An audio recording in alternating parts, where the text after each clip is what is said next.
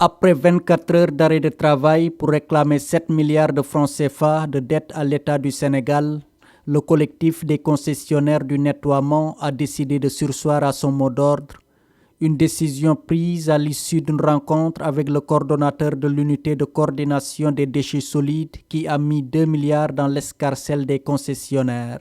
On a fait une bonne réunion parce qu'on a levé l'équivoque qui passait entre nous et l'UCG.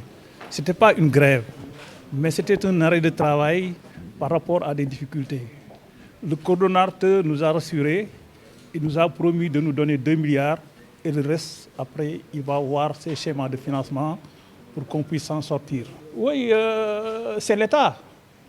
C'est l'État. Il est en train de faire des gymnastiques. Pour le moment, il a vu le ministre du budget et tout ça. Il lui a donné 2 milliards et une promesse encore. Ça veut dire que alors, momentanément, il peut recevoir encore d'autres financements en attendant le LFR. Les concessionnaires vont ainsi se contenter de 2 milliards sur les 7 réclamés. Toutefois, la démarche pour leur permettre de recouvrer davantage va se poursuivre, assure le coordonnateur de l'UCG. Ce dernier a également indexé la forte augmentation du volume de déchets collectés pour expliquer la situation. Il y a eu effectivement des discussions autour d'un mouvement de débrayage, parce qu'ils ont clairement indiqué que ce n'était pas une velléité de grève, mais qu'ils faisaient face à des difficultés d'exploitation, notamment de fourniture de carburant, qui a pu entraîner quelques défaillances dans le système. Mais ce qu'il est important de retenir, c'est que nous formons une même famille. Les concessionnaires sont partie intégrante de l'UCG. Donc nous avons discuté et nous avons trouvé un point d'accord. Un premier acompte sera fait aujourd'hui et on continuera les discussions avec des autorités compétentes. En l'occurrence, notre ministre de tutelle, M. Abdoulaye Seydou Sow, et son collègue ministre des Finances, pour que dans le cadre des prochaines lois de finances, on puisse avoir des injections supplémentaires. Mais il est important de souligner que cette situation découle tout simplement de 2 choses. De l'augmentation, de la forte augmentation du volume de déchets collectés, qui a forcément une incidence sur leur niveau de facturation, mais aussi de l'augmentation de leur taux de facturation en 2021. Donc ces 2 effets combinés ont eu un impact significatif sur leur trésorerie, mais on a pris conscience de tout ça et les autorités vont trouver une solution.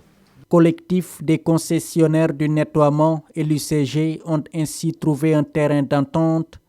La collecte des déchets dans les rues et ruelles va ainsi se poursuivre au grand bénéfice des populations.